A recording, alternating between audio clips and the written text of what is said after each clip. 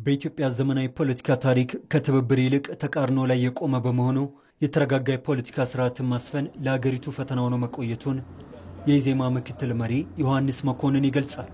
በኢትዮጵያ ዘመናዊ ፖለቲካ ታሪክ ውስጥ ባለፉት ሁለት ትውልዶች ከ1960ዎቹ ጀምሮ የነበረውን እንኳን ብንመለከት ፖለቲካችን አብዛኛው የተቀዳው ግራ ዘመም የሚባለው ወይንም ከሶሻሊስት ርዕዮተ ዓለም የሚቀዳ ይበዛዋል። እሱ ደግሞ ዋነኛ መቆሚያው ተቃርኖ ነው። ሁሉንም ነገር መመልከቻው ተቃርኖ ነው። ፖለቲካችንም የቆየንበት ሁሉንም ነገር ከመቃረን ሁሉንም ነገር ከመፎካከር ብቻ የሚመለከት ፖለቲካ ውስጥ ነው የኖር ነው። ፖለቲካ ግን በጠባዩ ሁሉም ነገር መፎካከር አይደለም፣ ትብብር የሚፈልጉ ጉዳዮች አሉ። ታዲያ ገዢው ፓርቲ ብልጽግና የ2013 ሀገራዊ ምርጫ ማሸነፉን ተከትሎ ለተፎካካሪ ፓርቲዎች የአብረን እንስራ ጥሪ ማቅረቡም በኢትዮጵያ ፖለቲካ ታሪክ ውስጥ አዲስ ጅምር ስለመሆኑም ይገለጻል። የመንግስትን ጥሪ ከተቀበሉ ፓርቲዎች መካከልም ኢዜማ አንዱ ነው። ኢትዮጵያ የነበረችበት የፖለቲካ ለውጥን ማየት ከአሮጌ የፖለቲካ አስተሳሰብ መውጣትና ጉድለቶችን በጋራ እየሞሉ መሄድ ኢዜማ ጥሪውን ለመቀበሉ የነበሩ አመክንዮች መሆኑንም የፓርቲው ምክትል መሪ ተናግረዋል። አሁን ላይም ፓርቲው በተለያዩ ከፌዴራል እስከ ወረዳ ባሉ 60 የመንግስት ኃላፊነቶች ላይም በጋራ እየሰራ ነው ብለዋል። አሮጌው የፖለቲካ ባህላችን ምናልባትም የተረጋጋ ሀገረ መንግስትና የተረጋጋ የፖለቲካ ስርዓት እንዳንፈጥር ያደረገን አንዱ የፖለቲካ ባህላችን ሁሉንም ነገር ከፉክክር ሁሉንም ነገር ከተቃውሞ ብቻ መነጽር የማየት አባዜ ነው የሚል ግምገማ ስለነበረን ይሄንን አዲስ ባህል ለመልመድ ከፉክክሩ ጎን ለጎን በሚያስተባብሩ ጉዳዮች ከሌሎች የፖለቲካ ኃይሎች ጋራ በአንድ ሀገር ውስጥ ጉዳይ ላይ በትብብር መስራት ይገባል የሚል ግንዛቤ ነው።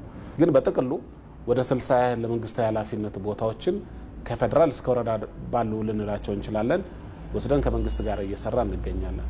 የተፎካካሪ ፓርቲዎች ከገዢ ፓርቲው ጋር ስልጣንን ተጋርቶ የመስራት ልምምድም ለፖለቲካ ፓርቲዎቹ በተግባር የተፈተነ ስራቸውን ለማሳየትም እድል የከፈተ ነው። በኢትዮጵያ የተፎካካሪ የፖለቲካ ፓርቲዎች ታሪክ ተፎካካሪ ፓርቲዎች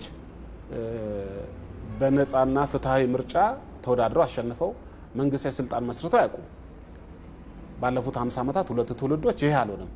ስለዚህ የነበረው ምንድነው? እሱ አብዛኛው መንገዳችን ያመጽ መንገድ ነው፣ ወይ በጦርነት ነው፣ በመንግስትን በመጣል የሚመሰረት ነው እንጂ ሌሎች አማራጮች ሰላማዊ አማራጭ መንገዶች አልነበሩንም። ስለዚህ ተፎካካሪ ፓርቲዎች ስልጣን ቢይዙ ምን ሊሰሩ ይችላሉ የሚለው ለማህበረሰቡ ለማሳየት እድል ነበር ብለን እንወስዳለን። አማተር የፖለቲካ ፓርቲዎች ወይንም ለስልጣን የሚወዳደሩ የፖለቲካ ፓርቲዎች ስልጣን ቢሰጣቸው ሀገርን የመምራት ተቋማትን የማስተዳደር ኃላፊነት ሊወጡ ይችላሉ አይችሉም የሚለውን ባያዝ በተወሰነ ደረጃ ያጠፋ ይመስለኛል። ሁለተኛ የተፎካካሪ ፓርቲ መሪዎች ወይንም የሥራ ኃላፊዎች መንግስታዊ ኃላፊነትን በመውሰድ ያላቸውን እምቅ ችሎታ በሐሳብ በተግባር የተፈተነ ስራቸውን ለማሳየት እድል ሰጥቶናል። ገዢ ፓርቲና ተፎካካሪ ፓርቲዎች ስልጣንን ተጋርተው የመስራት ልምምድም ተቃርኖ ብቻ ከሚል አስተሳሰብ በመውጣት የትብብር መንገድ ስለመኖሩም የሚያሳይ አዲስ የፖለቲካ ባህል ተደርጎ ይወሰዳል። እንዲህ ያለው መንገድም ሀገርን ያስቀደመና የተረጋጋ የፖለቲካ ስርዓትን በመገንባት ረገድ የራሱን አሻራ እንደሚያስቀምጥም ይታመናል።